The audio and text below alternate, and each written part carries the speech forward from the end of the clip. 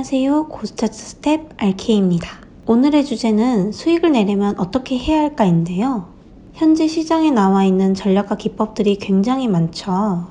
추세 전략, 역추세 전략, 합성 매매 전략, 분봉 전략, 오버나잇 전략, 박스 전략 등등등. 이렇게 다양한 전략들로 수익을 내신 분들도 있을 테고 손실을 보신 분들도 계실 텐데요. 분명 똑같은 전략인데 왜 모든 사람들이 수익을 낼 수 없는 걸까요? 수익을 내는 사람과 손실을 보는 사람의 차이점은 도대체 무엇일지 생각해 보셨나요? 정답은 바로 원칙입니다. 수익을 내는 사람은 원칙을 지키는 사람이었던 것이고 손실이 나는 사람은 원칙을 지키지 않았던 사람인 거죠. 정답이 너무 당연해서 김 빠지셨나요? 사실 여러분도 그런 경우가 많으셨을 겁니다. 국내 선물 기준으로 예를 들어보겠습니다. 제 손절 기준은 2포인트입니다. 총 50만원인 셈이죠. 지금 국내 선물의 현재가는 255.10이고 상승의 방향이 우세하다고 보여집니다. 그래서 매수에 진입해서 상황을 지켜보는데 갑자기 5틱, 10틱, 1포인트, 손절 기준이 2포인트까지 오게 됩니다. 여기서 원칙을 지키는 매매자였다면 빠르게 손절 기준을 지키고 다음 기회를 노리겠죠? 하지만 저는 손실 금액이 너무 아까웠고 상승 방향이 우세했으니 다시 상승세로 갈 거라고 생각하며 손절하지 않고 버티게 됩니다.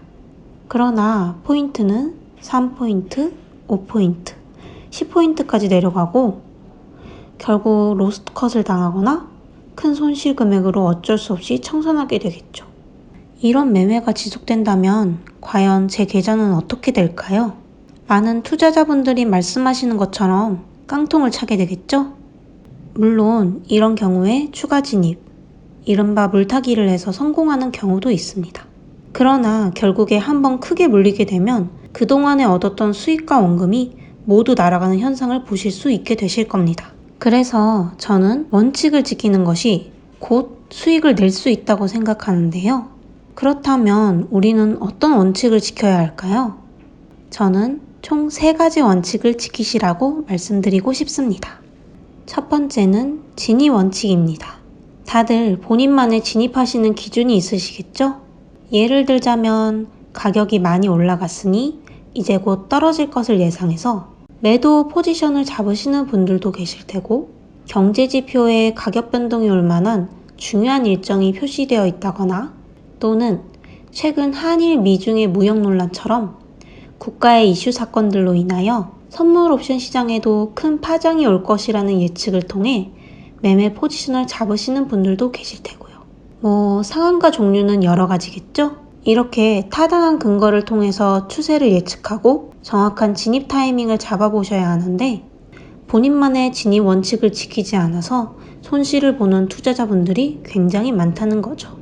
예를 들자면 추세가 없는 장에서 무리하게 잦은 매매를 하다가 손실만 누적된다거나 또는 다른 투자자나 전문가가 매수 포지션을 잡았다는 정보만 믿고 따라 들어갔다가 손실을 봤다거나 아니면 정확한 근거 없이 본인의 감으로 진입을 했다가 통장이 텅장이 된다거나 말이죠.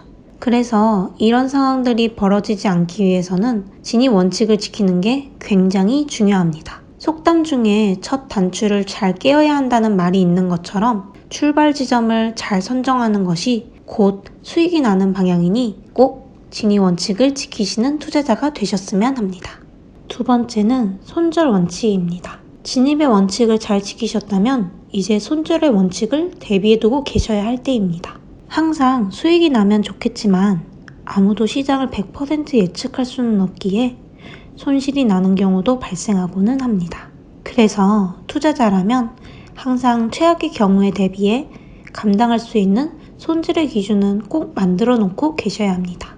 아까 말씀드린 것처럼 현재 상승 방향이 우세하다고 생각해서 매수 포지션을 잡아서 진입을 했는데 포지션과 반대의 추세가 나온다면 본인이 감당할 수 있는 손절 기준을 지켜야만 다음 매매에서 승부를 걸어볼 수 있는데요. 당장의 손실이 아깝고 본인이 예측한 방향이 반드시 튀어오를 거라는 굳은 신념으로 손절 기준을 지키지 않는다면 결국엔 복구할 수 없는 금액이 될 수 있어요. 손절은 계좌의 안전띠 역할을 하는 안전장치라는 생각으로 과감히 컷해야 할 장은 손절 원칙을 꼭 지키셨으면 합니다.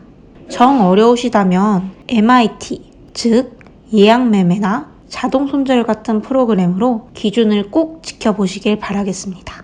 마지막 세 번째는 오버나잇을 하지 않는다는 원칙입니다. 오버나잇이란 선물 옵션에서는 매매를 하루 넘긴다는 의미를 가지고 있어요. 충분히 자본금이 뒷받침되니까 괜찮다. 내가 바라보는 추세 확률이 매우 높다. 라는 생각으로 오버나잇 매매를 하시는 분들도 많습니다. 오버나잇 매매는 개인 성향이고 스타일이겠지만 전 정말 비추천드리는 매매법입니다.